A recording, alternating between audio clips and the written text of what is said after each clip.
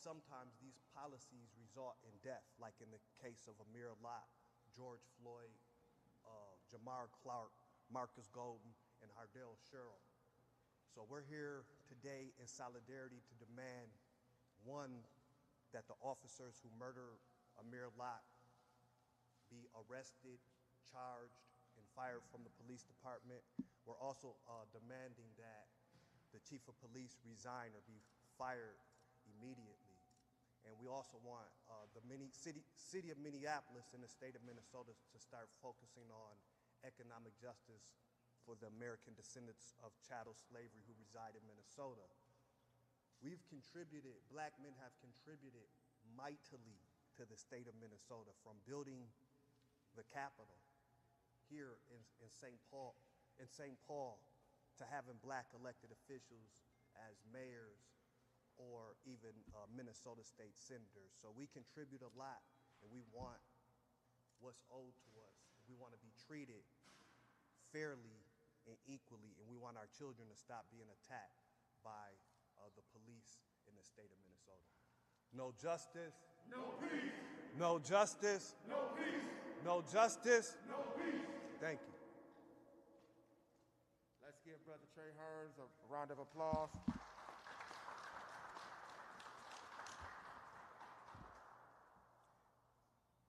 As the owner and president of Hope and Healing Counseling Services, I am a mental health practitioner. And I want to talk just briefly about the mental health impact that these snuff films have on black men, our children, and our women. It is literally psychological warfare. The messaging that is sent that when an officer shoots a man and kills him and nothing is done, that our lives don't matter. Minnesota, the city of Minneapolis, the message that you are sending us is that our lives do not matter to you.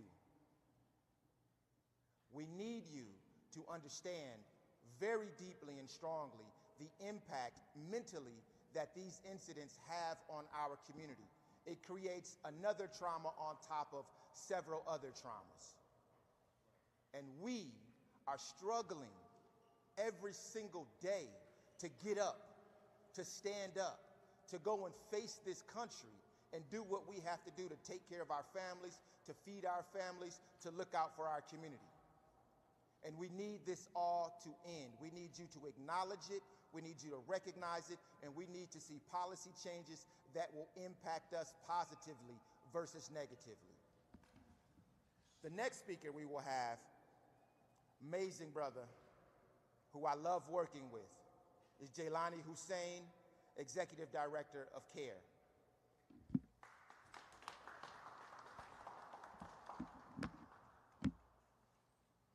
I want to first of all greet you all with a greeting of peace. Assalamu alaikum wa rahmatullahi wa barakatuh. May peace and blessings be upon you. I'm here today to say to Amir Locke's family that Amir Locke did not die in a vacuum. Amir Locke died because the state of Minnesota and the city of Minneapolis does not value black lives. When it comes to the wealth gap, the state of Minnesota is 49 out of 50 states. We're only behind Milwaukee. When it comes to the education gap, the state of Minnesota education, particularly when it comes to people of color, we are 50th, dead last. Amir Locke did not die in a vacuum. His death is an awakening to what is happening to black children and black people in the state of Minnesota and this city. Mayor Fry refused to acknowledge the humanity of Amir Locke. If Amir Locke was white, Muhammad Nur would be in prison. Oh, I mean, Mike Hemmerman would be in prison by now. He would have been fired already. Black people do not get treated the same way that white people get treated in the state of Minnesota and the city of Minneapolis. And we are tired of that. We are tired of it. We see it every single day, and it manifests in multiple ways. We just saw it last week when Judge Chu decided to not see the victim, Dante Wright, a young black man who was taken from us, but saw a white officer as a victim, giving her 24 months. While that same system punished Mahmoud Noor for 57 months for a lesser charge. We are not saying anything other than the factual reality of what we live in. The officer should have been fired, he should have been prosecuted, and this family should have been given a chance to move forward with some justice, but we have not had that. And while many people showed up and protested and demanded, nothing has happened yet.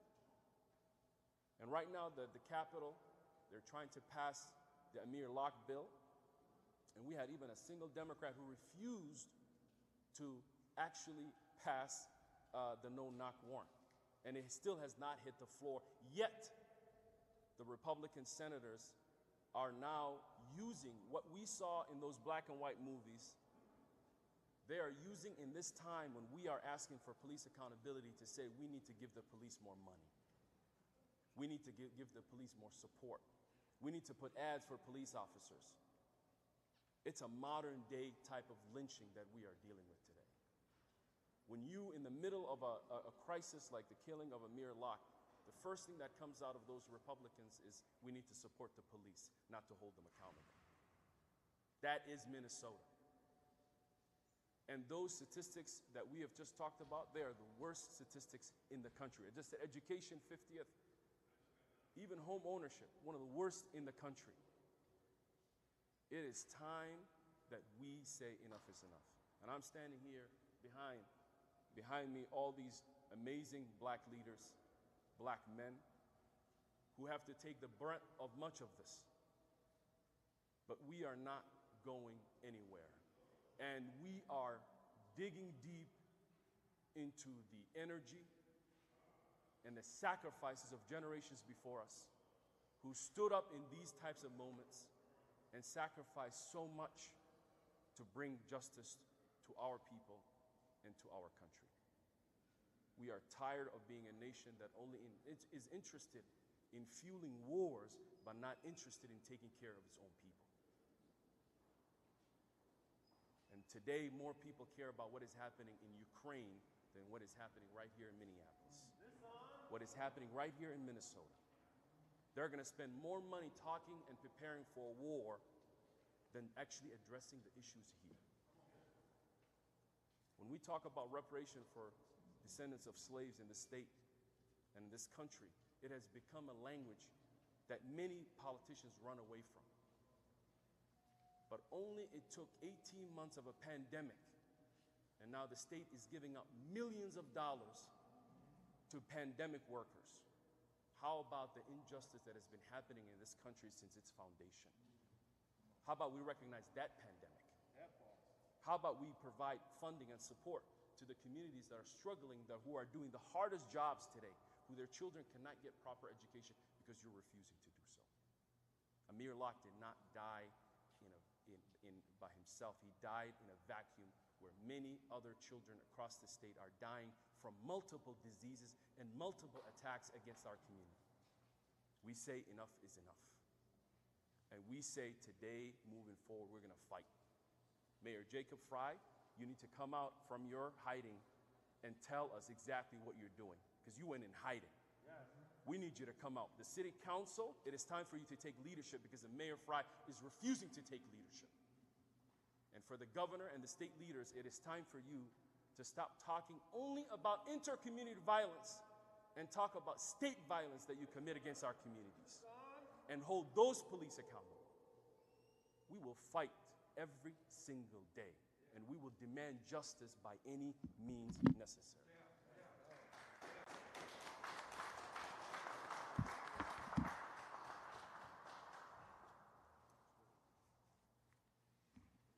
I, Marquise Armstrong, am a licensed gun owner.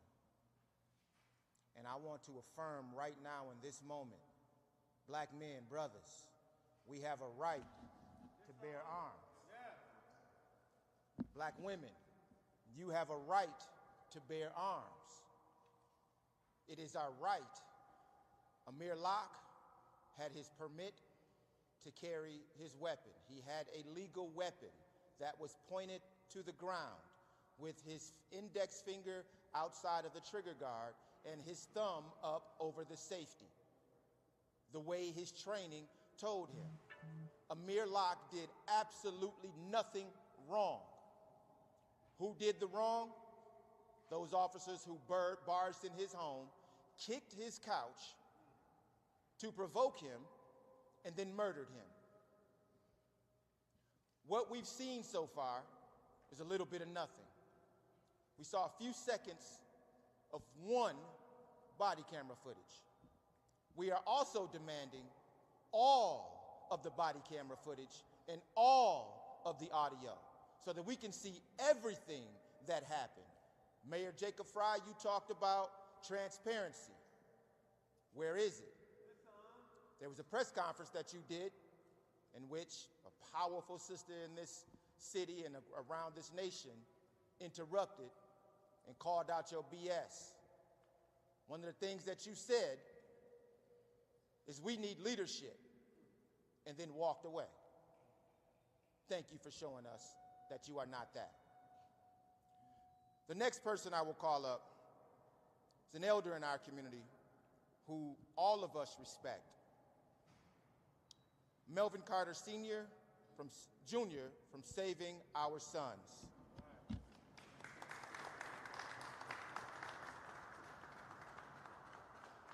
I want to thank everybody for being here. And aren't these guys wonderful? You guys give yourselves a round of applause. Because you guys are my future. You know, I'm in my middle 70s and I don't go out the door easily, let alone cross the river. And when I got a call from Brother Eliza, I had to rise to the occasion just to support the youth, the future. You know, I'm the library that's trying not to burn. And so I want to do the best I can to help you guys set yourselves up. I want to talk about, my prayer every day is that my presence be perceived as a blessing. And if not being perceived as a blessing, I want to be a blessing, one way or the other. But I want to talk to you briefly about some things that are important to me that I've learned. There are about two things I want to talk about. My two biggest advantages in life was coming into this world and realizing that that all the odds were against me. That was one of my biggest advantages is coming to that realization. My second realization was that my best was good enough. But my third one was probably I need to get a better best. You know, you get that through thinking and devotion and dedication and things like that. And always approaching a situation with a solution in mind. I want to reflect just a minute and say that I went to the doctor the other day. And at the doctor's office, they gave me 21st century medication. I got a plane the other day, and I expected and anticipated 21st century aviation. But when you call 911, and officers show up, they're the only occupation that I'm seeing that's insisting on pre-Civil War Reconstruction technology and situations, to the extent that you had the Federation blatantly rampaging corruptness with a carnival of corruption, and the Federations and the Minnesota Peace Board are the culprits. And so I just want to say that for a minute and take a breath. It's been a while since I stood before a camera, so I got to kind of settle down. But these young men are the solution. You know, I started a program, Save Our Sons, back when I was a police detective, and I saw these young brothers being swept into the system in ways that other children weren't. And so I'm trying to pluck them out, and I'm grateful for that, those that we've been able to help and help them stay out and get out. You know, I'm seeing that a lot of times the brothers that have been in, the minds that are incarcerated are best minds. You know, I think that having been incarcerated is now a credential. You know, that I think they can teach, they're in position to teach youth stuff that those of us who've been fortunate enough not to have that experience, that we cannot. And so when I was in the doctor's office, the nurses weren't campaigning, the Nurse Federation, and they were campaigning for some Civil War medication. And so I think you get my point. But the last thing I want to say is that when we started to Save Our Sons, we called a group of men together just like this, and it was astonishing the difference that we can make in a boy's life.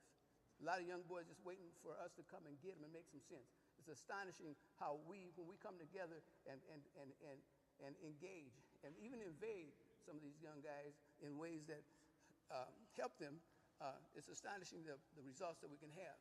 One of the young brothers said, "Mr. Carter, you tell us to quit gangbanging and quit slinging, but tell me how to do that." And so the question is how to do that. And they're asking us that question. They're asking you this question. And so we answer that question by virtue of being there and teaching them well and letting them be the way. And so when this pandemic of gun violence, I think that's the biggest pandemic, more so than everything else. When it is resolved, it'll be because policing and law enforcement cooperated with our leaders. It'll be because we, the people, you guys, us, that we came to our own solution. We came to our own rescue. And so I believe the children and these guys are our future. And I'm going to get out their way and let them lead the way.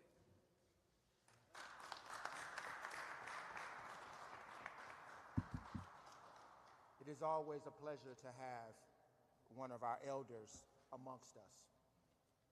He has so much knowledge to feed us, and we have so much energy and creativity to send back up to him. So thank you, Brother Melvin, for being here. Say his name. Say his name. Say his name. The next voice you will hear is that of one of my good friends, Grammy-nominated member of Mint Condition, Brother Rick.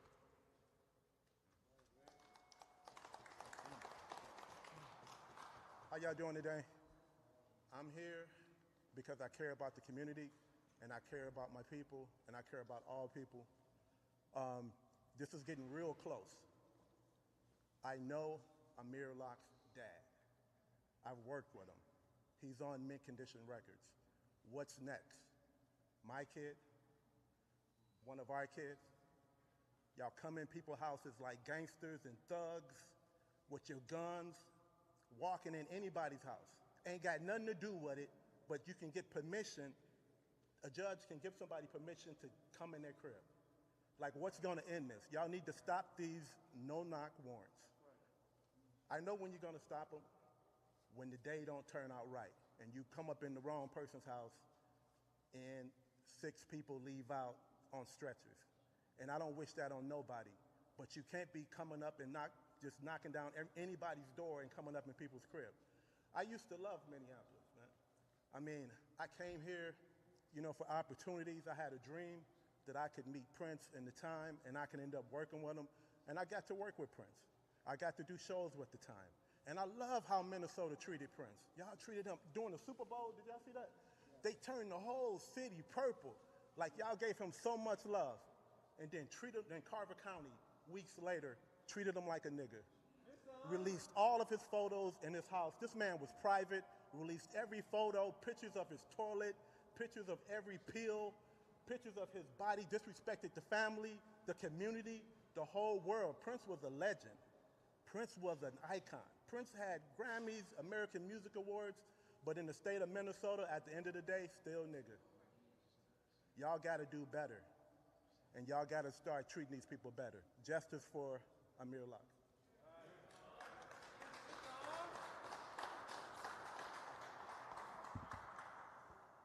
I hope that you all can see the varying men who are present, all black, from different careers. Senior Melvin Carter was a career police officer, did an amazing job over in the city of Minneapolis. Would love it if you would be able to train future officers to show them how to serve our community with compassion and love and genuine concern for the community that it serves. The next speaker that we will have is Dr. Williams of the Racial Justice Initiative. Let's give him a round of applause. Thank you, Marquise. A couple of people have mentioned Nikema Levy Armstrong today. And I realize in this moment that many people are concerned about and thinking about what's happening in Ukraine and celebrating the fact that you have anti-war protesters who gathered today under threat of death to challenge the naked aggression of Vladimir Putin with regard to the Ukrainian people. What's disappointing to me is that people did not recognize the tremendous strength and courage it took for Nikema Levy Armstrong in that moment to speak truth to power in our community to affirm the dignity of black life.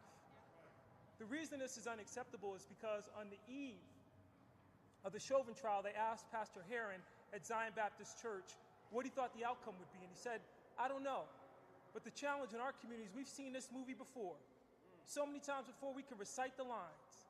And the reason that was so powerful when Pastor Heron said that is because if you go back to 1989, it was his father, Curtis Heron, who was challenging the Minneapolis police who entered the apartment of an elderly black couple on a no-knock warrant, used a flash grenade, and killed both of them. And in that moment, they asked the Chief John Locke, are you going to get rid of the no-knocks? They didn't even charge the officers. And the reality is, we look at the history of this, we can go to 2010 and talk about Rakia, who was in South Minneapolis, no-knock warrant. Police come in, use a flash grenade, and burn her leg to the bone. No charges on the officers. No knock. And they asked the police in that moment, you're going to get rid of those no-knock warrants? See, we talk about epigenetic harm in our community, unfortunately, because the reason we talk about being able to recite the lines is we can go back to 1975, when a 13-year-old boy is shot in the back by the Minneapolis police, when Willie Mae Demings testifies before the Minnesota Human Rights Commission and talks about the officer that put the knee on her neck and put her in the hospital for 8 days. And then she's charged the following year for assault on a police officer. We could talk about Plymouth Avenue, gentlemen. We could talk about all the great black men and black women who have challenged inequality in our community. People like Gleason Glover, people like Spike Moss. Many would argue now their names are not familiar to us. Martin Luther King would say it this way, they've been lost in a thick fog of oblivion. But in talking about Rosa Parks, he mentioned on that day in Montgomery that one case stands before us now with glaring importance, and that is the case of Amir Locke. We wanted justice for Jamar Clark. We wanted justice for Philando Castile. We wanted justice for George Floyd. But we want more than justice for Amir Locke. What we want is genuine change in this community. What we want is a recognition of our human dignity. What we want is for people to recognize that if we are to be one Minnesota, it can't just be just you. It has to be just us, all of us. And so in this temple of bronze and marble, where we celebrate, supposedly,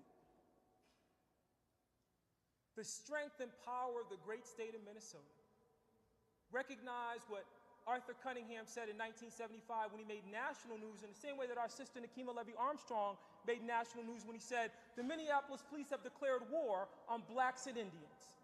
I shouldn't be able to make all these connections with you across time if they weren't sending one glaring message to all of us in this moment.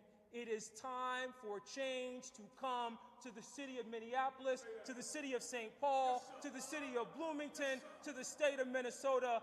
We will not be silenced. Thank you.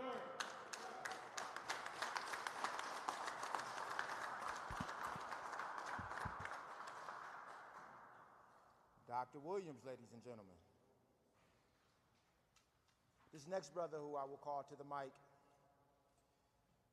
I remember when I met him.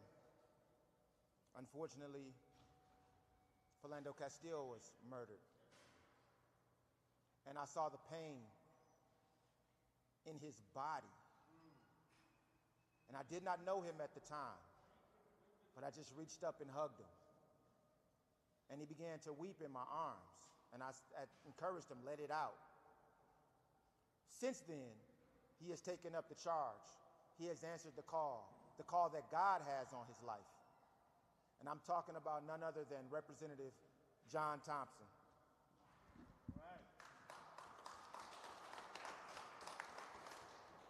Think about what Marquise was talking about in 2016 when Philando was murdered. I just spoke to him the day before he was murdered. And we had just talked about Alton Sterling. Alton Sterling was murdered the day before Philando was murdered. And so when I was crying to somebody who I work with, I watched Serve Kids. But post Philando Castile, the buzzword here in this state was that our officers need better training. They need better training in implicit bias and de-escalation training. And we bought it. We bought it. We paid $9 million for de-escalation training and implicit bias training, 2016, right? Here we are watching the training sergeant with his damn knee on George Floyd's neck. After we spend $9 million on a training facility, we think that we got de-escalation, implicit bias. We think that we've gotten that down packed, but then we watch the training sergeant taser, and shoot somebody with her gun. Training officer that we spend $9 million on, right? That was just the sprinkle of equity that they gave us. Shut up, black people, shut up.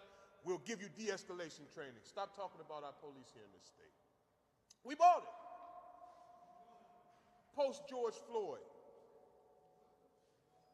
Oh, we'll stop kneeing people now. We're going to take our knees and we're not going to use that tactic anymore. Post George Floyd. There's another sprinkle. We'll give y'all. Please stop protesting. Shut up. We're not going to bring Negroes here again in this state. Post George Floyd. Dante Wright. I thought we had the body camera stuff all situated.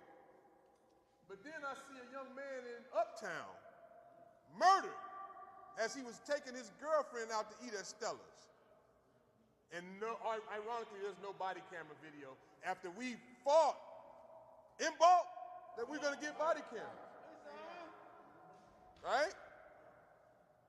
Here we are with Dante Wright. There's a reason this woman smiled as she was being booked. Because she knows she coming home to that para. She's coming home to a pitch and she ain't got to worry about nothing a day in her life. And we paying for it. Taxpayers. See, I've been here for a while, so when Minnesota show you who they are, please y'all believe them. Believe them. Black men are not innocent until proven guilty here. We're guilty. Guilty. And we don't have to prove you innocent. We'll kill you on the spot if you don't do what we say do. Turn over, get on your knees, lay on your back, bark like a dog, meow like a cat. I don't know what you want me to do, but I just want you to take me to jail if I'm going to jail, but don't kill me. Now here we are.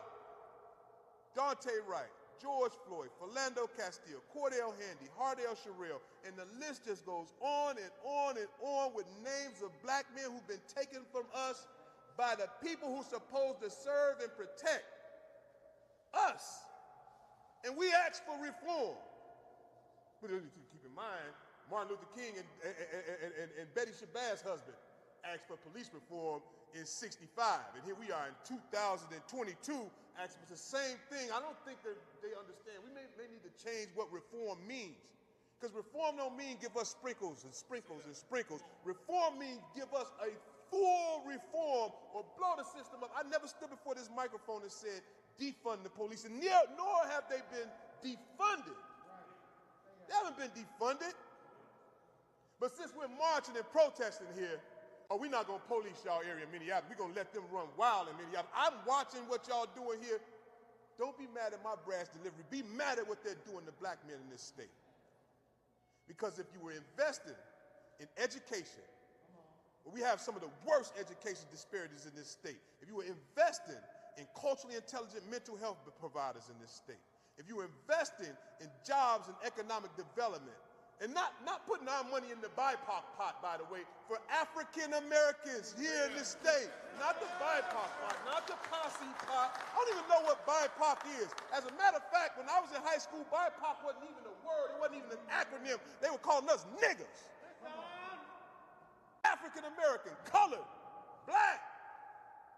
Now all of a sudden we BIPOC? These systems have never changed. These tactics have never changed, only the faces. They call us Antifa for standing right here, asking for what we are due. You see, this place has no problem taking their hand and sticking it in our pocket and taking our tax dollars. I think we do have a say as to how our tax dollars are spent here in this state. You see, I watched my colleagues have a press conference just the other day announcing that they're asking for $30 million in our education budget to give police scholarships, while our governor asked for $300 million for police. Why they can't dip into the $300 million pot? They got to dip into the education pot. They got to dip into the higher ed pot. They got to dip into the behavioral health and human service pot. They got to dip into every pot in this doggone state, and that takes money out of my community. And then they stand in front of this podium and say, we're going to do something about the crime in Minneapolis. They politicize our pain. Our blood is being politicized, not only in this state, but all across the United States. People are talking about the uptick in gun violence, but what they're not telling you, they only gave the people $1,300 in a stimulus package. Who wouldn't rob somebody? They shut the whole damn state down and give you a couple of $1,000 and say, get it, make it on your own. Well, we've been used to pulling ourselves up by our bootstraps, but what we will not tolerate is you watching our kids die on our watch and then complaining like you're going to do something about it to win political seats here in this doggone place. No, you need to do something about it. Not only with the police, are we going to get more judges, we're going to get more prosecutors, we're going to get more officers. When you going to get more resources to the teachers who happen to be going on strike in a couple of weeks? When we going to do that? Because we could have took that same $30 million and gave it to the teachers. But who want to educate? You used to beat us for learning. Now we call it an achievement gap. Who want to educate what I can make money off of? Our young brothers are being sized up for jumpsuits in 6th grade right now. Right now. Who's putting these guns on the streets? I promised my mother passed away in 2016. I promised I would never stand in front of this microphone and not say something that was relevant for the people. The people are sick of bullshit. We're not anti-nothing. We anti-bullshit. We're not getting our fair share of nothing here in this state. I tell you this because I know it. Ask around and find out how many black farmers are here in the state of Minnesota. I'll tell you, it's 3 black farmers in the entire state. We used to sing, Old MacDonald have a farm. Yeah, that black man don't even own a farm in this state no more. These are career pathways that have been ripped away from our community on purpose so you can call us criminals. But today, I don't have criminals behind me. I have executive directors behind me. I have politicians behind me. I have business owners behind me. I have motivators behind me. I have Grammy Award-winning artists behind me, black men. Because if you didn't know, Amir Locke was a black man. Philando Castile was a black man. Cordell Handy was a black man. Jamar Clark, black man. Y'all not gonna keep stealing our future and telling us that we're causing our own pain here in this state. Y'all either cut us in or cut it out. And I'll end by saying this, because I said it in 2016. I said it in 2016. You don't have to worry about me. There's plenty of John Thompsons doing push-ups for the next election cycle. There's plenty of John Thompsons. You don't have to worry about me. But what you do have to worry about is people who are just like me, that are sick and tired of watching you politicize our pain and act like we like it, because they're coming for your seats too. I love y'all, man. Thank you so much for having me. Say his name! Say his name! Say his name! Thank you.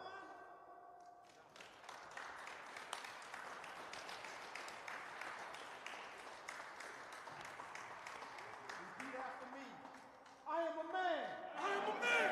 We are men. We are men. I am a black man. I am a black man. I am a man. I am a man.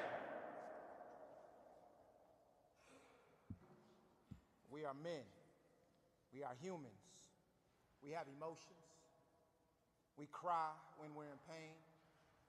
We celebrate when good things happen. And as you can see, we come together to support one another. Women, our beautiful black women, children, we're getting ourselves together so that we can be in the right position, our rightful position, so that you can finally rest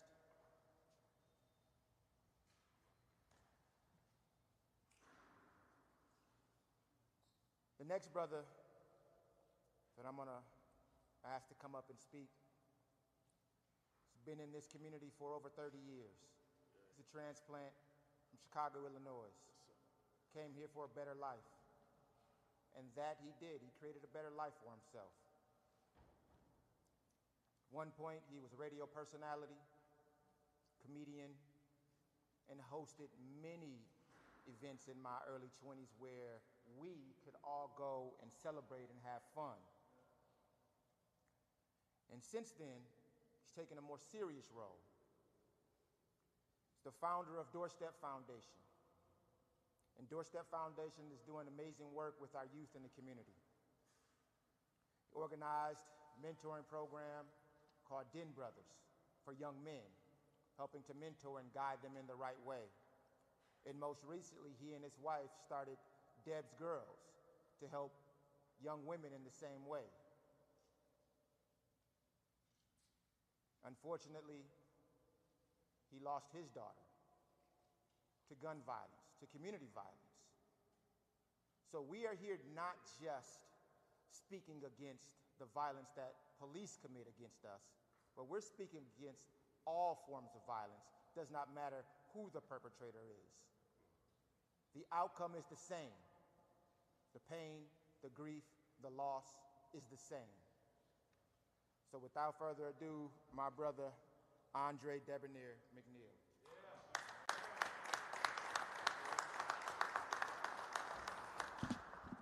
It's ironic that he led with having us cheer, I am a man, I am a father, all those things. I normally typically start out when I host my mentoring groups by introducing myself as I am a 52-year-old black man, native Chicagoan, father of 4, husband, ex-felon, former drug dealer, star baseball player, and member of this village. And every village these 10 toes walks on the bricks of any city and any street. I say that to identify myself and reach any individual that is in the room that I'm speaking to, because we all have shared experiences, good, bad, or indifferent. And I have worked in both platforms of working with my village, from the entertainment sector, which I've been doing since I was 14 years old, and in this city for going on 3 decades now.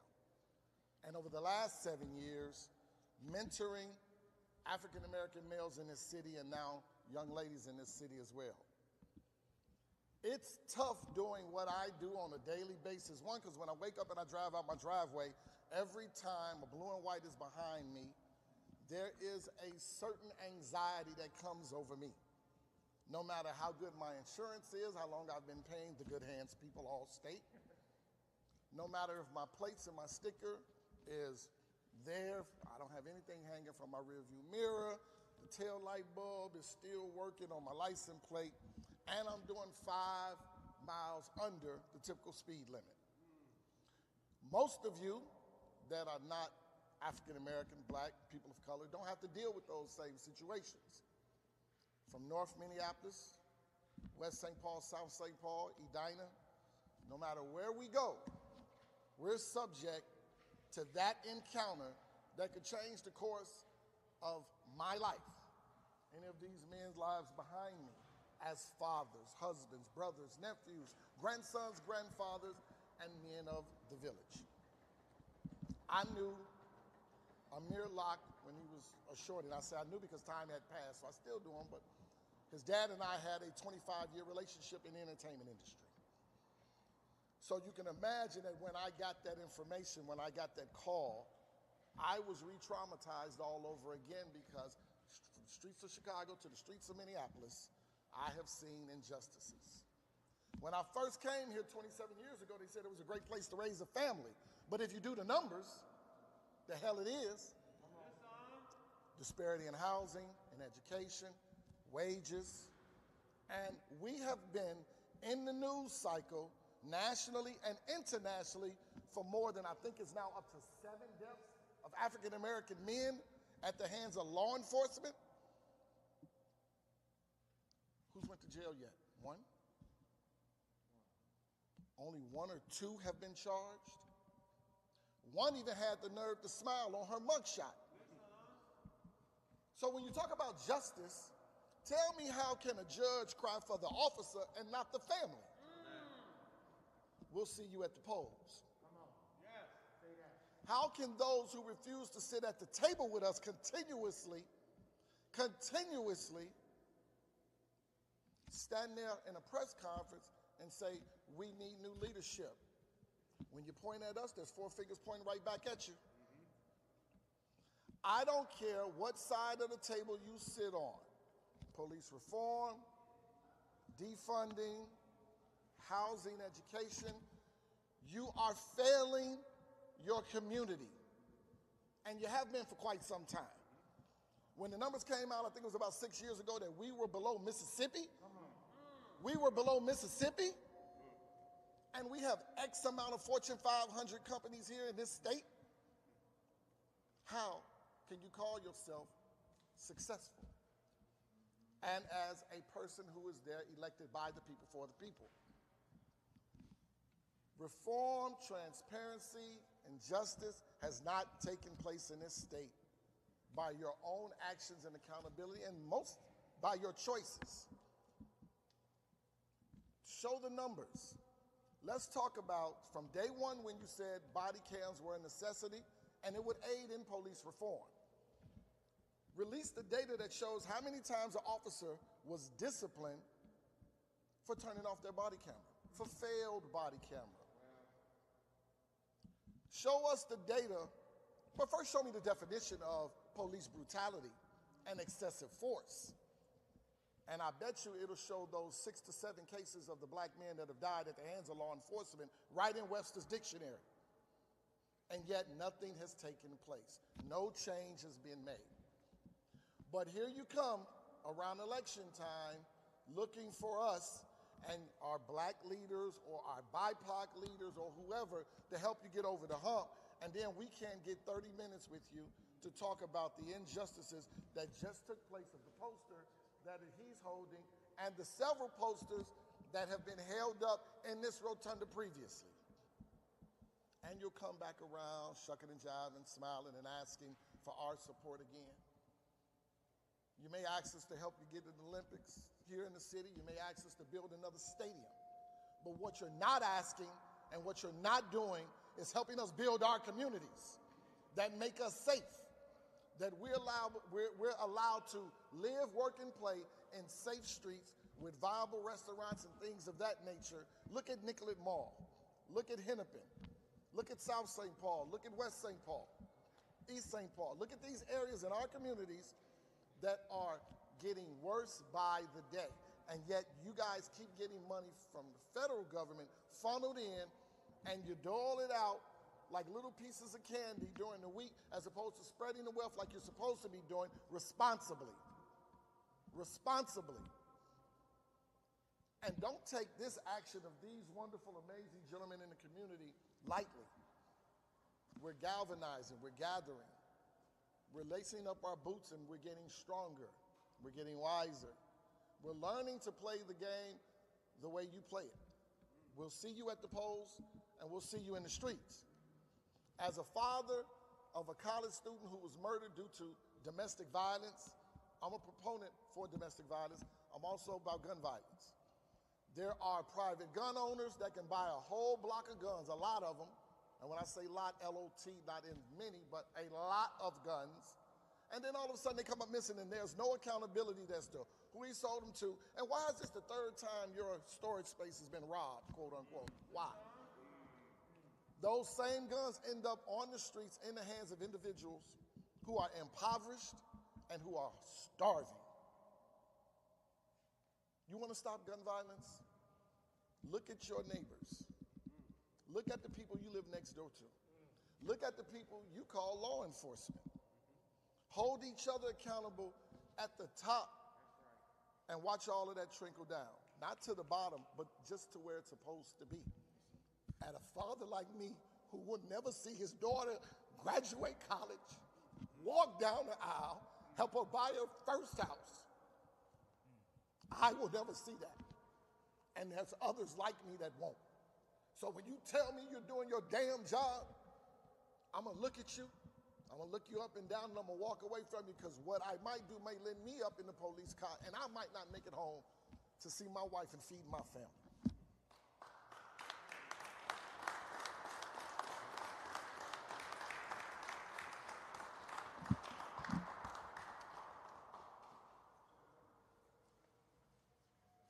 There's an organization out that many of you know called A Mother's Love. And I respect the work of A Mother's Love. A Mother's Love is amazing. Literally, A Mother's Love is amazing. I experienced it from my mom. And at the same time, a father's love is just as powerful and just as strong. Brother Andre, thank you for being willing to come out and speak, because I know that you are still struggling with the loss of your daughter. That should not have happened.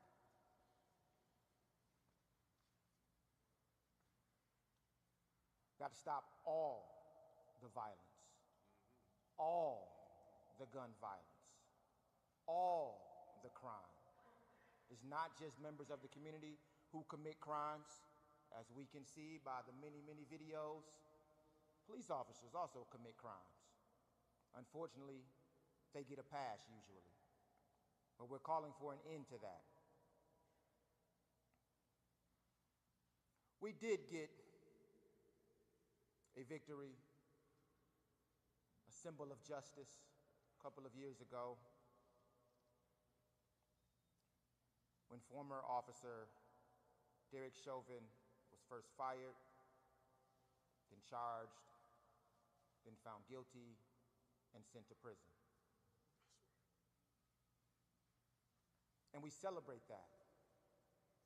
However, George Floyd is still not here. Felonious, his brother, and Brandon still don't have their brother. And so although we're calling for justice and we demand that, we need you to know that the pain that is inflicted upon us runs deep in us. And we hurt. And I'm so pleased and excited about what we're doing with that hurt right now. We're coming together, we're unifying, we're building each other up spiritually, mentally, and physically, so that we can show up as whole, healthy men no matter where we step. Right now, who you're seeing are solid, well-grounded black men with me and behind me and on the side of me.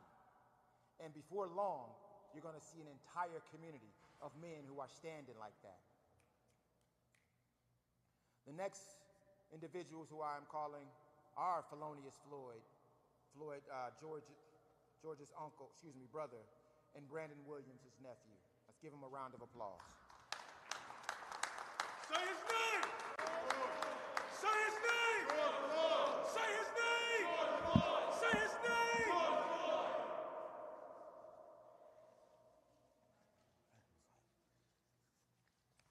As y'all know, I'm George Floyd's brother, Felonious Floyd. I'm here with my nephew, Brandon Williams, who George raised like a son.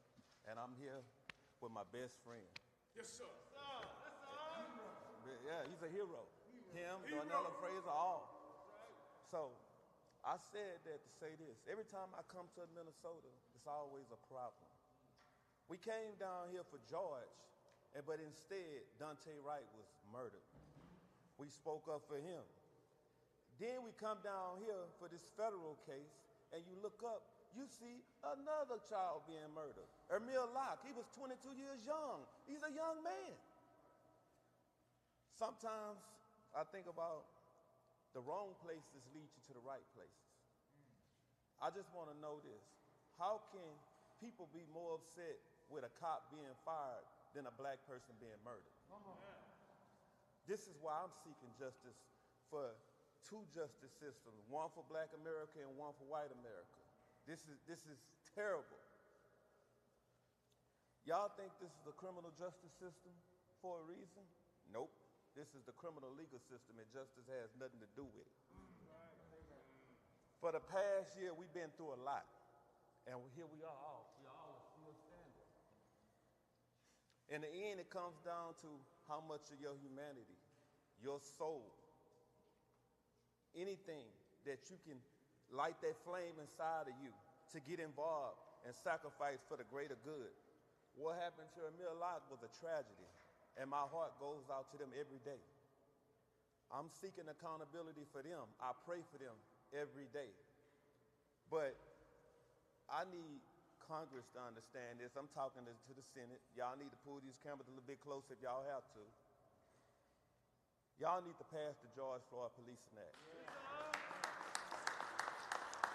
Too many bodies. Too many bodies. Just in Minnesota. We're not talking about everywhere around the world. Amir Locke was killed in his sleep. He don't know where he's at. Breonna Taylor was killed in her sleep. She don't know where she's at. Amir Locke had bullet holes in him the size of a Gatorade top. I can tell you this. Don't let this tragedy hit your front door before you're ready to make a decision. Bottom line, y'all got to make better laws to serve and protect. No, I mean there has to be a better system that allows us to make mistakes and we still get to live. I'm not asking you to abolish the system. I'm asking you to change the system. And I want everybody to understand this. If y'all can make federal laws to protect the bird, which is the bald eagle, then you can make federal laws to protect people of color.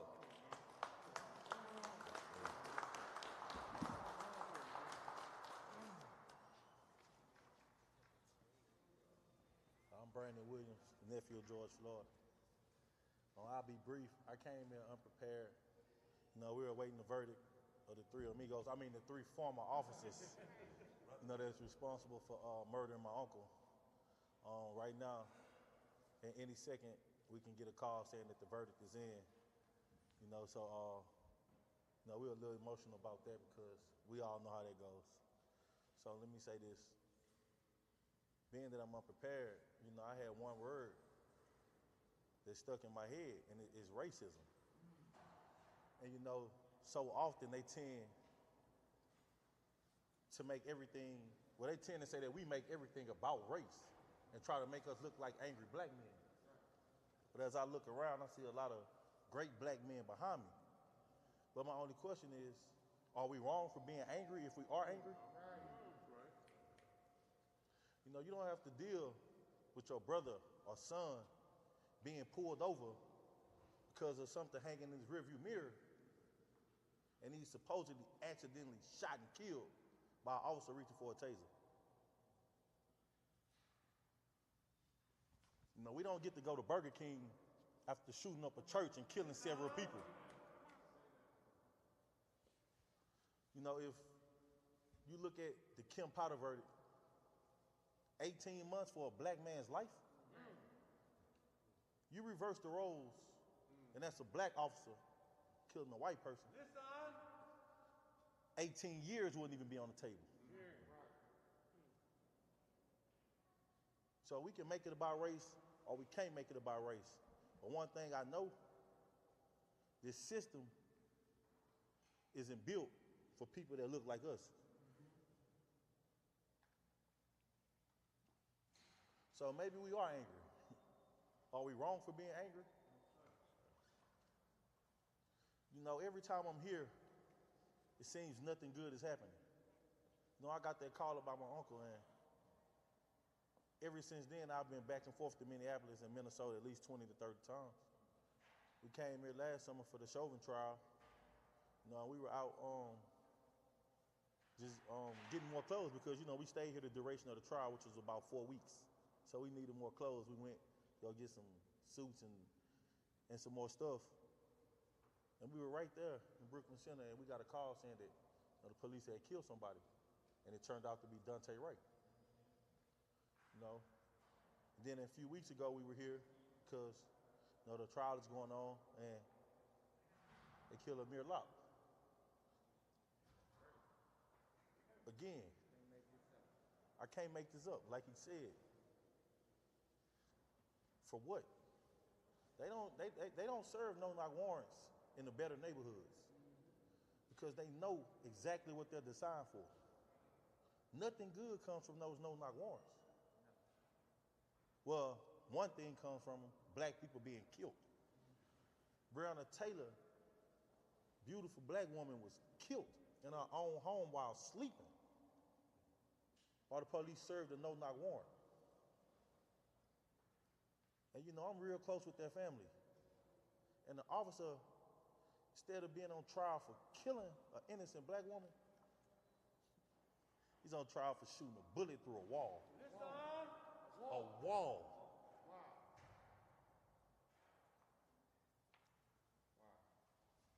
At some point, we need some real accountability. Not 18 months for killing a black man. You know, we need laws changed.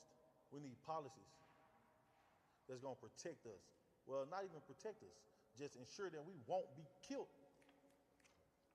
by the hands of the people who are supposed to protect and serve us. I went to Amir Locke's funeral last week, and his aunt said something that stuck with me. It almost brought me into tears. She said two things. You cannot train away racism. And if you think being a cop is hard in America, try being a black man.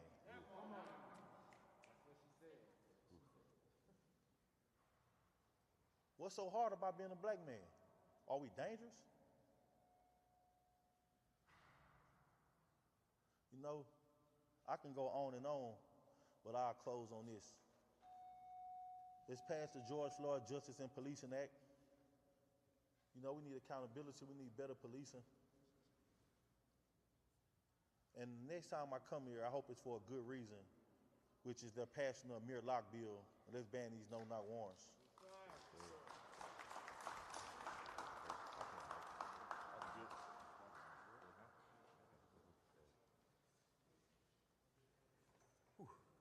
Give me a second here. You got it, bro. Yes, sir. Whew. So start off introduce myself. I'm Donald Wayne Williams II. I'm a father. I'm a black man.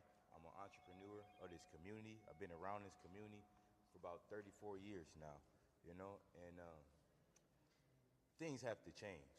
I'm standing here now with a strong community of black men of all backgrounds, ages, and that, you know, background and ages, right? My best friend, listen to him. Right? This is getting sickening that we keep losing our men, our young men, our kings, our princes to the hands of the cops.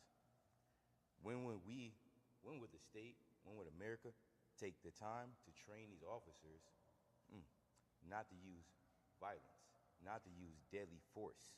When would these officers be demanded to train in martial arts? When would these officers be demanded to be able to use hand-to-hand combat before they look to pull out a weapon? They're scared. They startled Amir Locke out of his sleep to murder him. Imagine if a room full of martial artists or military vets went in there with no weapons and was able to attain him without no guns. He would sleep. They would have the time to be able to just jump on him, rear naked choke him, or put him in different submissions to be able to attain him from being able to have to shoot him. But instead, they startled him as a black man and was afraid of him and shot him while he was asleep. See nothing coming to that. Whew. I got friends in Minneapolis that are educated in law enforcement from North Minneapolis, from South Minneapolis, that cannot get a job on the Minneapolis police force. I know multiple friends right now that are working in prisons, educated, but they didn't fit the description to be on the force with the cops. And the reason why is that because they don't want to adjust their training thoughts to their trainers. They don't want to have the same mindset as their trainers. They want to be able to look at people as they're humans, but they're trained to look at the black community as a threat. Whew.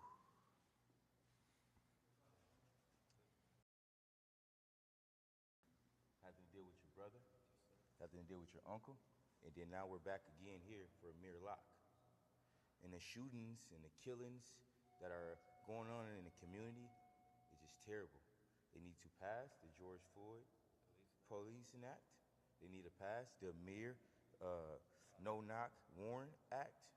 They need to hire people from our community that's about our community to protect our community. We should not have no more people from the outside of our community protecting our community. Whew. I just want to say this one thing. I am a man, and I'm a black man. I am a father, and I'm an entrepreneur, and these are black men, these are fathers behind us. We don't mean no threat to none of you guys. We're probably one of the nicest or coolest, calmest peoples. You guys learn to provoke us or passively, aggressively attack us or Minnesota nice us to get the aggression out of us. Again, I just want to say I am a man, I'm a black man, and I am no threat to the community. That's it. Thank you.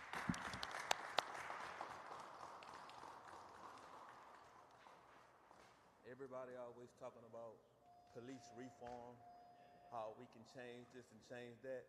Do y'all even think police reform is possible? No, that's a good question. That's a good question. Because We haven't seen it. Haven't seen it because it's like every day or every other day I'm watching the news, I see a black person being murdered in custody or out of custody, handcuffed or nothing. It's a terrible situation to be in, to watch somebody that looked like you being either choked to death or shot to death in broad daylight or in home. These are all heinous acts. People, they need to step up to the plate and let us know we don't want to go extinct. And like I said once before, if you can protect the bird, I seen Michael Vick get 5 years for a dog. He wasn't even there and he got 5 years for a dog. Wasn't even there. The sad part about everything is Potter got 2 years. My brother's life was worth $20. You can see that because they murdered him for $20. They gave this woman 2 years in jail, and I know people who committed fraud and got more time than that. Mm-hmm. They ain't murdered nobody. Right. So I'm saying this right now. Every day I wake up, I pray before I go outside because I fear no man but God. So I feel like God put me on this path to deliver a message. And I'm thinking about this police reform thing, but it's not, I don't think it'll never happen. I don't think it'll ever happen. Because every day I look up, I see people being murdered. Every day for the same stuff. They have something in their rearview mirror. They say that they didn't have their hands on the steering wheel in time. They say they was reaching in their pocket like Philando Castile. He was licensed to carry a weapon. Amir Locke was licensed. How many people have to die? I'm licensed to carry a weapon. My nephew is licensed to carry a weapon. I know as many people around up in here, they're licensed to carry a weapon. But our lives, we value our lives. Our kids value our lives. This is a community that's supposed to be freedom for all. Not for one, not for half. It's supposed to be equal justice. So, if you all think about passing this George Floyd Policing Act, we won't have to talk about police reform. We don't have to talk about anything. Show it to us. That's all it takes. Show it to us. And when you approach one of us, always remember, communication is the key. Mm-hmm. Communication equals information. Because if this was happening to one of these kids that was representing one of these white universities, everybody would be in jail right now who they thought did it. Because when you see one of us, you just take one of us. You don't have to know who it is. You have people in jail now, 60 years, 50 years, didn't even commit a crime. Because it happened in a community and they walked by in that community that they say they didn't supposed to be in, it was them. We having too many problems, man, and I'm tired of coming to Minnesota. Tired.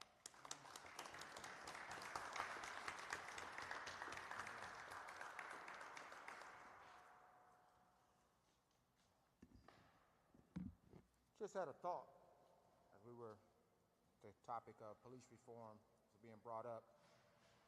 Just a thought. How about stop militarizing the police and begin to humanize them? Allow them to tap into their humanity if it exists. I would hope that it exists. But again, stop militarizing and begin humanizing the police force. Our next speaker, dynamic young brother.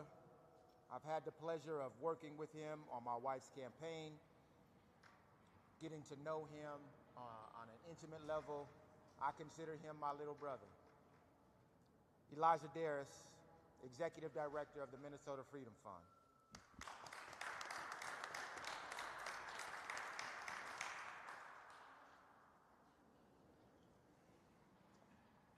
I'm going to be very brief because right now I'm really allowing myself to be engrossed inside of the power that stands behind me right now. We are black men. We are black men. What are we? Black men. What are we? Black men. What are we? Black men. What are we? Black men. And we love our community. We love the women in our community, the children in our community. We protect and defend and stand and rock for our community. And it's why we're out here today. It's no prototypical brother that you see behind me today. We are all out here. And we're all speaking in the same voice. We're speaking in unison in terms of what we want. We're here to stand tall and stand strong and say we will protect our community. That's why we're here. What are we? Black men. What are we? Black men. What are we? Black men. What do we do? Protect. What do we do? Protect. What do we do? Protect. What do we do? Protect. And that's why we're here. We're sending a strong clarion call, not just in Minneapolis, not just in St. Paul, not just in the Twin Cities, not just in Minnesota, not just in the Midwest, not just in America. We're sending a strong and clarion call across the world. We've had enough. You see a strong collection of brothers behind me. And we are here. We've been standing here for over an hour. Lockstep for over an hour. Speaking power and truth over this podium. Making sure that our voices are heard. Letting it be known. What are we? Black men. What are we? Black men. We protect and defend our community. Expect that. Expect us. This is only the beginning of what is going to be the ending. We've had enough. What do we do? Protect. What do we do? Protect. What do we do? Protect. I don't care if we're in Chicago, Miami, Los Angeles, St. Louis, Minneapolis, St. Paul. It's why we're here. Amir Locke. Say his name. Amir Locke. Breonna Taylor. Say her name. Breonna Taylor. George Floyd. Say his name. George Floyd. We've had enough. This is the beginning of what is going to be the ending. Expect us. I'm done.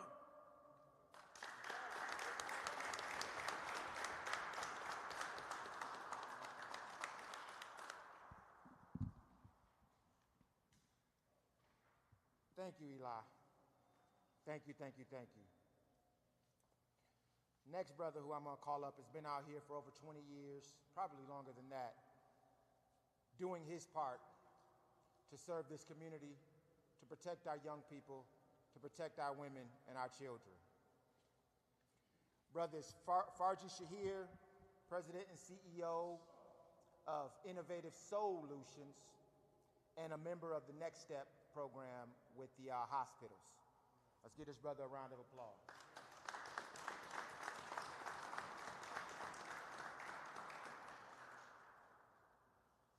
I'd like like to keep a low profile.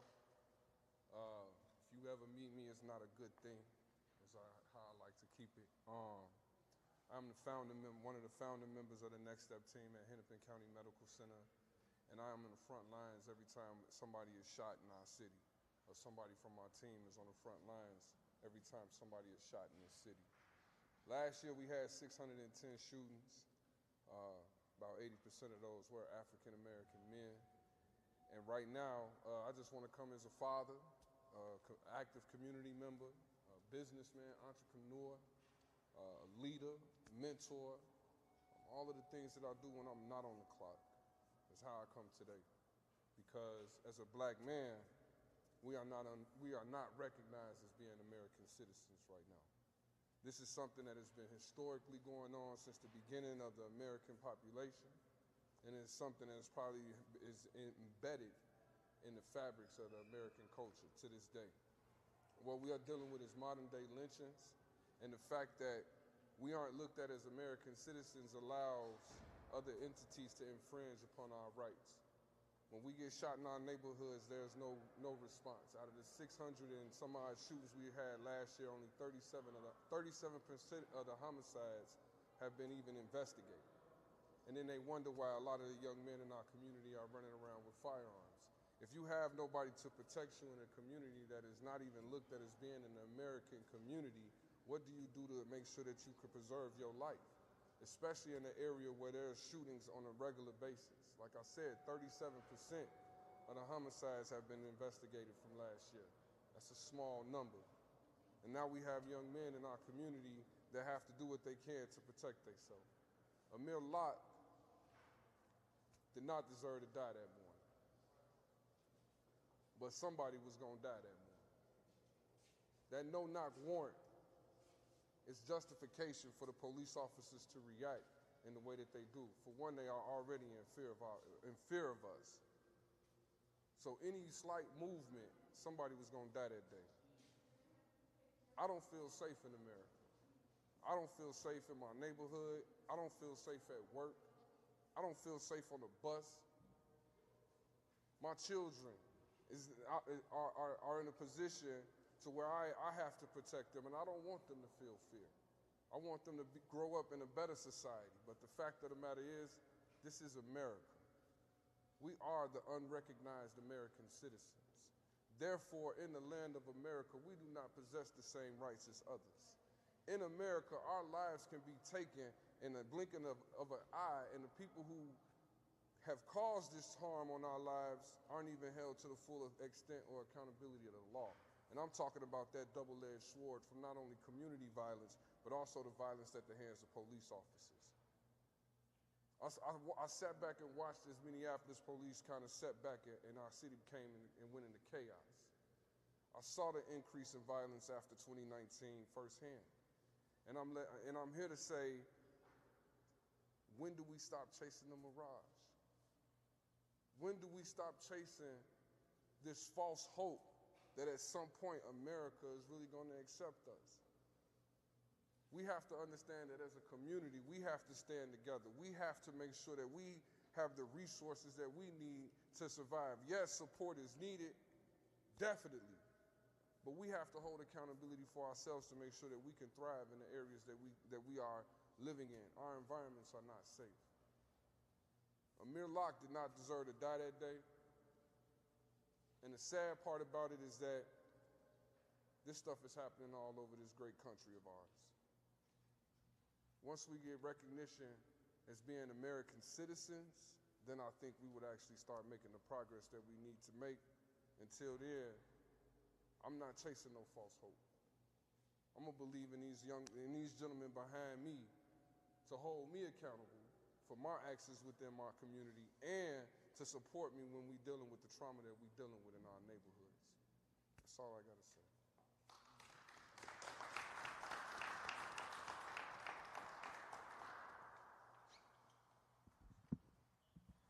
We aren't just making demands. We aren't complaining. We angry. We should be.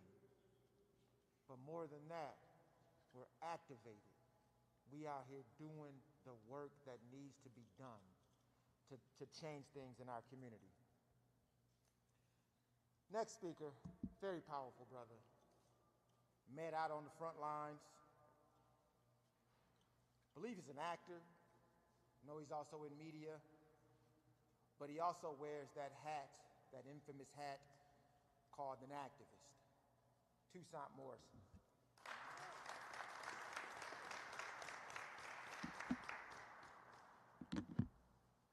Today is Thursday, February 24th, 2022.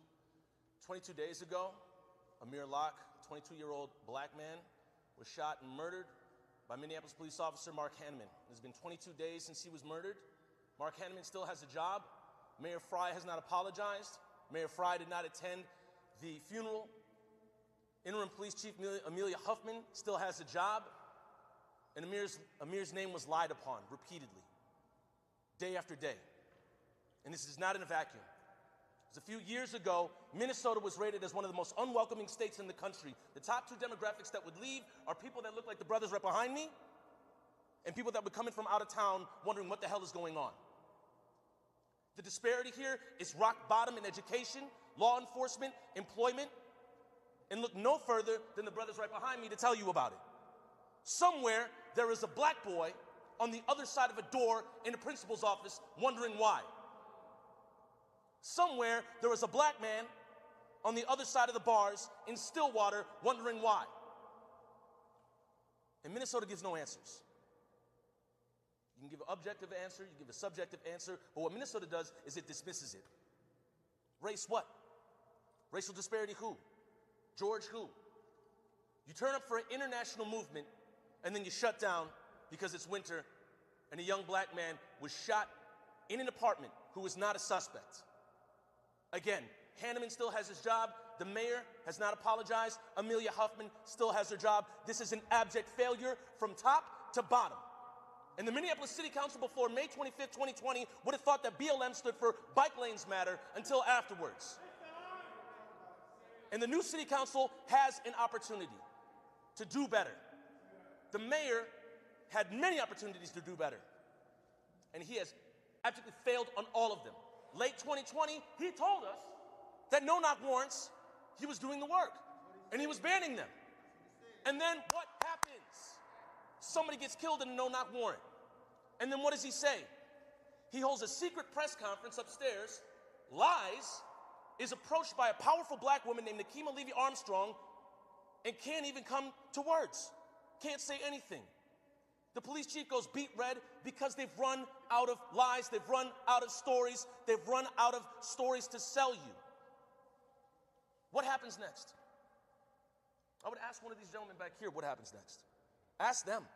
Ask us. Because the suspension rates for young black men and indigenous men are through the roof. They are preposterous compared to our white community members. South of 38th Street, there is no police precinct. There are middle schools that are the sizes of community colleges. You want to put police precincts on the north side, under-resource it, underfund it, neglect it, and then the mayor only shows up when there's community violence. How convenient. I know a black man, and I know he'll watch this. He's a mentor of mine, he's 50-some years old, and he was in Oakland.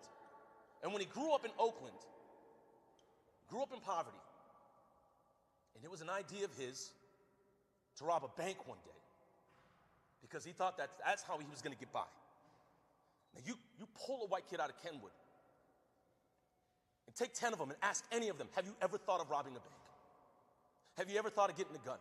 Have you ever thought of stealing to get a meal the next day? What do you think the answer is going to be?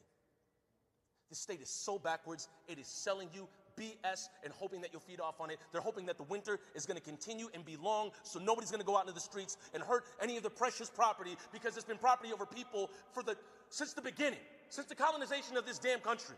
Let's just be realistic. And white Minnesota has no more fragility to operate in. And I'll end on this. When we pulled up to Amelia Huffman's house and we stood there and we protested and we spoke our truths, a white woman came out of nowhere. She did the same thing that many of the news outlets did here. Star Tribune, their headline was "Man Shot, killed by Minneapolis police during search and armed. Picture of the gun they showed. WCCO, their headline refers to Amir as man holding a handgun. Gave out the same lie, said that he was pointing it at police. Pioneer Press, first line of the article states that Amir had his gun pointed at officers. No, he didn't. KSTP, pictures of the gun, repeats lie that Amir was pointing a gun at police. And they hope that people eat this up. And this white woman approached us standing outside of Amelia Huffman's house, and she said, what kind of gun did he have? That was her only question. That was the only thing going through her mind. And as people approached her and said, what does it matter? She then shouts, I feel uncomfortable now. I feel uncomfortable. And my answer to that is, if you feel a little bit of discomfort, what a fortune that must be. In light of black men losing their lives, being lied upon, having their character attacked, the standard to become a police officer in this state requires less time than it is to become a hairstylist in this state. And that's no dig at hairstylists. That's just saying that police hold the lives of community members in their hands. The standard should be higher. Because the standard to be a black man, ask anybody behind me, it is far higher than it is to be a police officer, let alone the mayor of this damn city.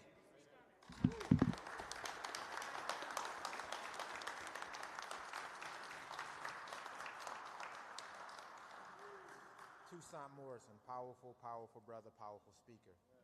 We only have 2 more speakers left, you guys, so just bear with us.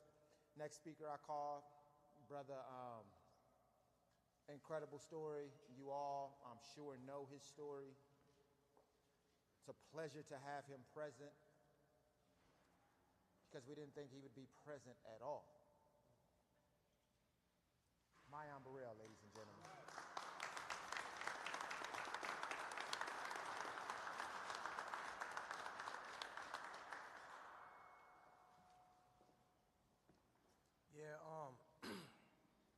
My name is Mayan Burrell, and I am a black man.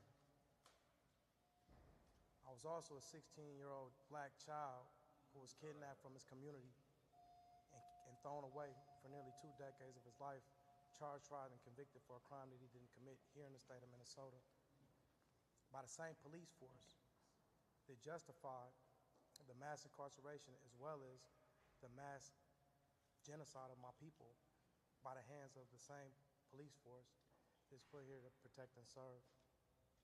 I sit here and I listen to everything that the brothers say, and it's heart-wrenching because I know that everything that's taking place right now in my community is because the people that are put in the position to protect and serve are going into a community of people that they don't even view as being human beings. It's a process of criminalization and dehumanization that takes place, even when they was talking about controlling the narrative in the beginning, you know, to demonize my people and make them look like a threat. Amir was a man that did everything right. He was in his home. He was sleeping, and he had a right to bear arms in his home. Police came in his house and woke him out of his sleep and ended his life. Actually took his life and then justified it by saying that the man had a gun. Everything that takes place is history repeating itself. And if we don't address the issues at the source, they continue to happen. When I heard the brother speaking about George Floyd,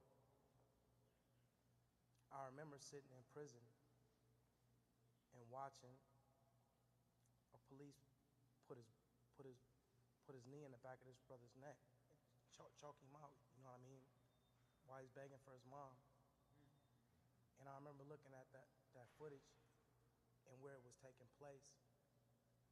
The same community I'm from, like the same exact block that I'm from, and my heart was broken knowing that if the issues were addressed back then, that we wouldn't have a George Floyd right now. I sit here in this hallway and I remember being a little bitty child walking, hauled off in this hallway up to the homicide office, you feel me? Where the police officer had tactics to justify injustices that they had already had in their mind that they were going to impose on this little bitty boy. I'm talking about psychological tactics in order to justify pushing their own objectives and in securing a conviction, throwing a child's life away in order to use them as a pawn in their own political game of chess. And so when I see all of these different cycles, these different systems, I see everything that's taking place in all of these different systems, I know that they're actually functioning the exact way that they were created to function. And that's where the change comes in. We have to actually come out here and address the issues at the source, and that's us being able to be treated as human beings. Here in the state of Minnesota, we're treated as less than. I look on TV every day and they talk about the crimes that are taking place in all of these different communities across the state, the carjackings, you know, all of the different violences that they talk about are being perpetuated in my community, but they're never addressing the issues at the source. And I know that they're basically laying the foundations to justify the mass incarceration of a whole population of people, again, through dehumanizing our youth and putting it out there to the public that we're animals. And that's where these issues come into play later on when you're going into a house on a no-knock warrant and you murder a man because you fear this man. You don't even view him as being a human. The fear that's being instilled in the public of my people is going to justify the oppression that these people are imposing on my community right now. And so I ask everybody that's behind me, all of my brothers, to stand up and to claim your humanity. Not just claim your humanity, but claim the humanity of our people, because they're justifying taking our lives by saying that we're less than human beings. And this is a tactic that's been used since the very conception of this country, through dehumanization of our people, even saying that we were less than human beings, or saying that we were 2/3 of a human, or saying that we didn't feel the same pain as white people, or saying that we didn't have souls. So when you send a little kid into a cage and tell him that that's where he's going to spend the rest of his natural life, you're not viewing a child, you're viewing an animal. You might be viewing a crow, you know, or a coon, an animal name that you used as a title to put over me in order to justify my mistreatment. We won't stand for it anymore. It's not going to happen anymore. And we standing up for ours. We're going to ride it. You know what I mean? I'm here. I salute y'all. Stand in solidarity with my brothers. And it's time for change.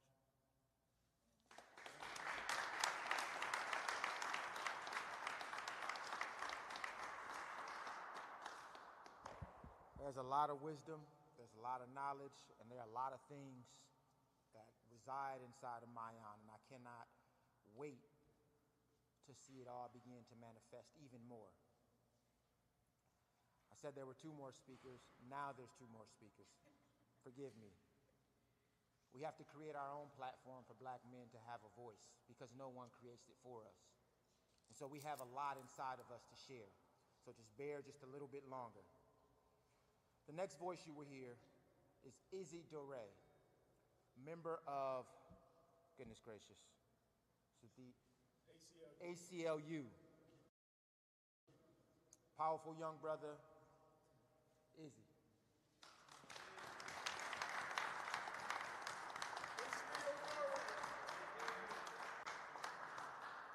Hello, I'm Ishmael Doré, an organizer with the ACLU of Minnesota, and I'm also a black man. We're here to call for the firing of the Minneapolis police officer who killed Amir Locke. We're calling for a statewide ban on no-knock warrants, and we're asking for prosecutors to determine promptly whether they're charging Officer Hanneman and to be fully transparent about their decision. We're here today because Minneapolis police officers killed Amir Locke, a 22-year-old young black man who was just sleeping on his cousin's couch. He wasn't on the search warrant, he wasn't a suspect, nor did he live in that apartment. And as the body cam footage clearly showed, Amir sleeping on the couch, wrapped up in blankets, police entered that apartment without knocking. And I believe Amir reacted as anybody would have reacted in a situation to the unknown and the unexpected. He did not point his weapon at officers. He didn't even have a chance to process what was happening. Nor did the police even tell him to drop his gun. Instead, they shot and killed him in just 9 seconds. 9 seconds is all it took for officers to decide that Amir's life, all it took was less than 10 seconds for officers to decide that Amir's life was not worth it.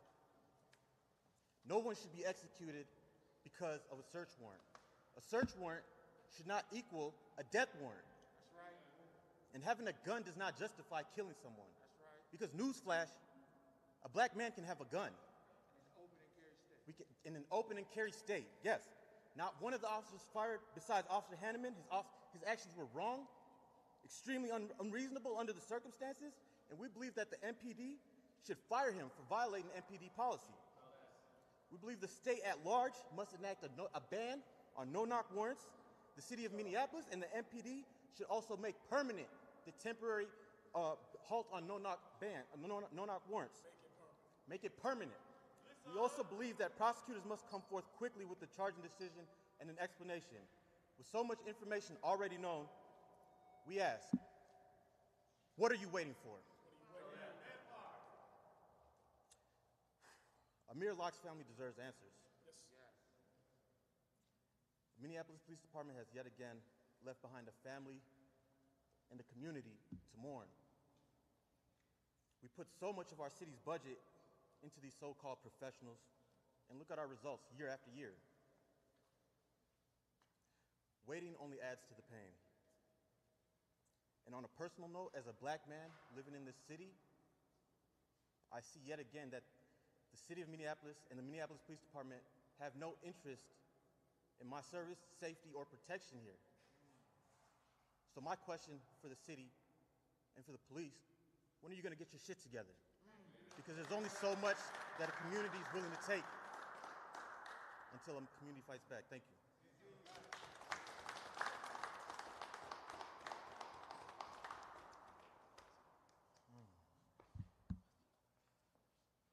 Young,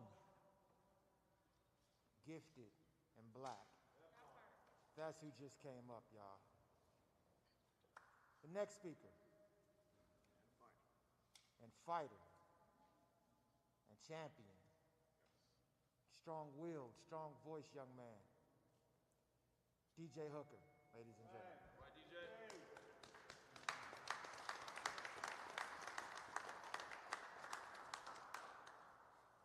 All right. My name is DJ Hooker. I help organize with Twin Cities Coalition for Justice for Jamar. I'm also an executive board member on my union, 2822. And I also want to give a shout out to the teachers union that are going on strike in the metro area, because that's an issue that affects a lot of black folks, and we need to get them paid what they're worth. So the first thing I want to say is I identify as non-binary, right? So I use they, them pronouns. But I live in a society that would identify me as a black man at first glance. And we live in a society that shoots first and asks questions later. So I understand that even though I identify as non-binary, the experience of being a black man in America is an experience that I can't opt out of. So that's why I stand with my brothers today. It's nice to see so many of them out here today, since usually we're too busy trying to survive under this capitalist system and we don't get to be out here like we want to. Being black in America feels like every day I have to check something off the list that I can't do safely. My question is, why can't I jog safely? Ahmaud Arbery, say his name. Ahmaud Arbery. Why can't I go on date safely? Winston Smith, say his name. Winston Smith. And they continue to show us that over 50 years after they assassinated Martin Luther King Jr., that one of the most dangerous things that black folks can do is dream. That's why they keep killing us in our sleep. Fred Hampton, say his name. Fred Hampton. Breonna Taylor, say her name. Breonna Taylor. Amir Locke, say his name. Amir Locke. The part that kills me is y'all want us to die silently. Because all y'all say is do it quietly, and the right thing will happen. And we've been trying that lately, and no one seems to care. And nothing seems to be happening. Y'all just want us to do it in a way that doesn't affect your lives so you don't have to think about it, and that you can criticize us from afar. When Eminem took a knee at the Super Bowl, he proved that taking a knee was never about the national anthem. It was always about forcing black bodies to suffer in silence. Even when peaceful protests, y'all keep killing us. We have all of these vigilantes that are hunting us down in the streets, or what I like to call them Batmans. You know, people that have a lot of money, people that have their white privilege, because that's their superpower. And they have the power to do the right thing and to help their community out in constructive ways, but instead they'd rather go out on the street and beat up and kill folks like Kyle Rittenhouse, who got off scot-free for a killing spree, for killing people who was standing up for Jacob Blake. Say his name! Jacob Blake! Like Breonna Taylor, who was killed in Uptown while protesting for Winston Smith. Say his name! Winston Smith! Like Brandy Knightley, who got shot and killed in Portland last week for standing up for Amir Locke. Say his name! Amir Locke! All of these folks were murdered for standing up for black lives, and it's not just our job, but it's our mission to make sure they didn't die and get murdered in vain. It is our job to see this fight to the end and to make sure there's actual systemic change and a cultural switch. Because just like the civil rights law didn't change things immediately, it was the cultural shift that was made later that did. Because until people start seeing us as human, those will still just be words on a bill. All power to the people! All power to the people!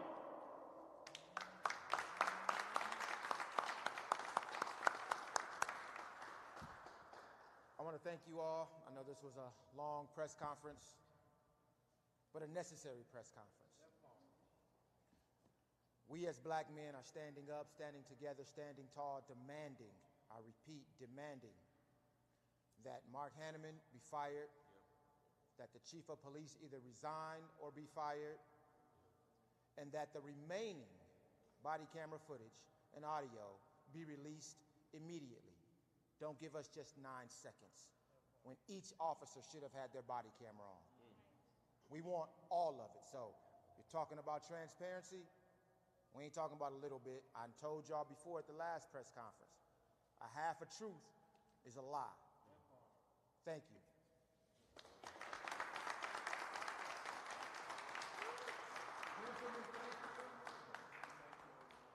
Stay connected. We're going to continue to move. We're going to continue to meet. We're going to continue to bid. And Marquise Armstrong is going to be you all's press contact as well. Thank you. I'm gone, bro. I'm up out of here. Tap my shoulder. Yes, sir. Twan, what's up? We ready?